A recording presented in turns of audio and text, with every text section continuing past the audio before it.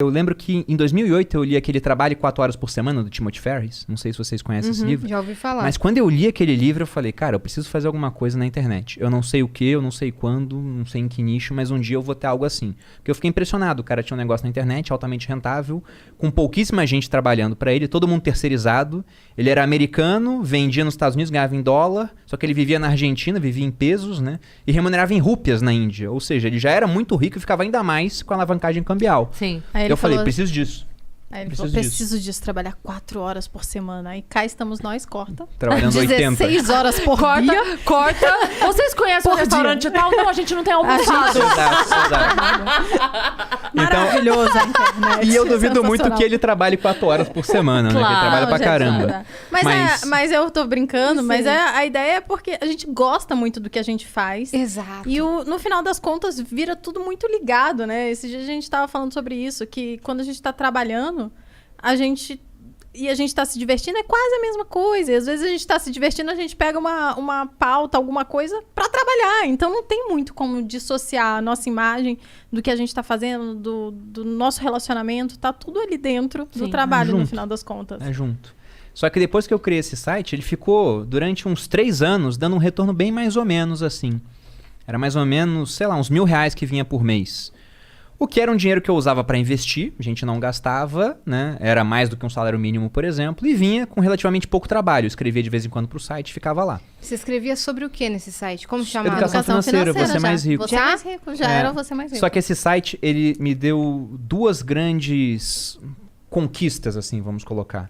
Né? Ele proporcionou isso. Uma foi que através desse site, pesquisando pautas para escrever, eu encontrei um tal de Bitcoin em 2014.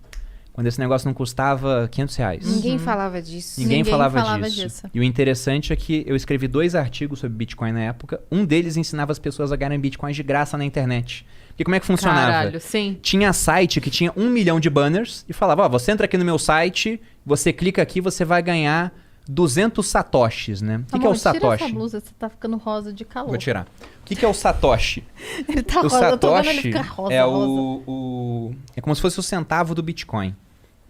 O Bitcoin ele é fracionável até a 8ª casa decimal, né? Então, um satoshi seria 0,000000001 Bitcoin. Esses sites davam 200 satoshis, isso não era 1 centavo na época. Entendi. E eles ganhavam dinheiro do Google com aqueles anúncios. E vários sites faziam isso. Então, eu escrevi um artigo listando 9 sites para ganhar satoshis de maneira gratuita.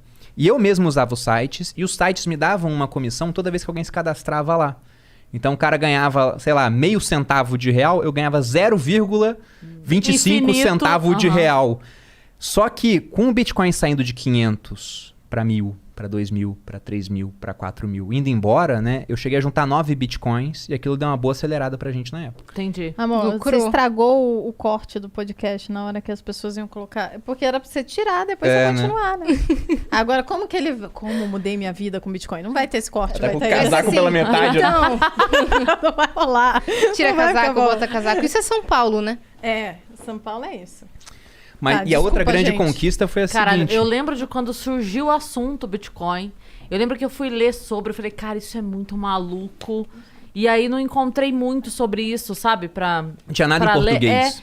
E aí eu falei, cara, eu não vou me meter nisso não. Isso tá muito estranho. E não tava estranho, né, Cris Paiva? Olha aí.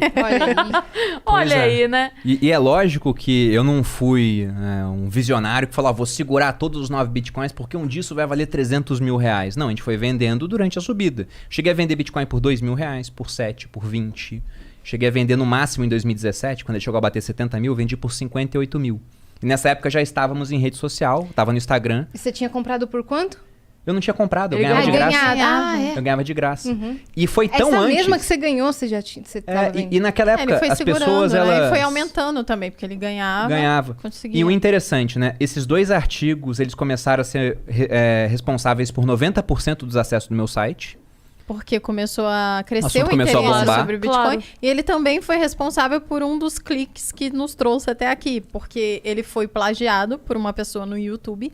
E na época, o YouTube era diferente do que é hoje, né? Ainda era o princípio do YouTube. Tudo era o princípio, né? A gente tá há muito tempo. Ah, não dá pra falar que era o princípio. Ah, mas no Brasil eu acho que ainda 2016, né? era, tipo, mais amador o YouTube do que é hoje, na época. Acho que 2016 já não era tanto. Não Certo. querendo te corrigir, mas...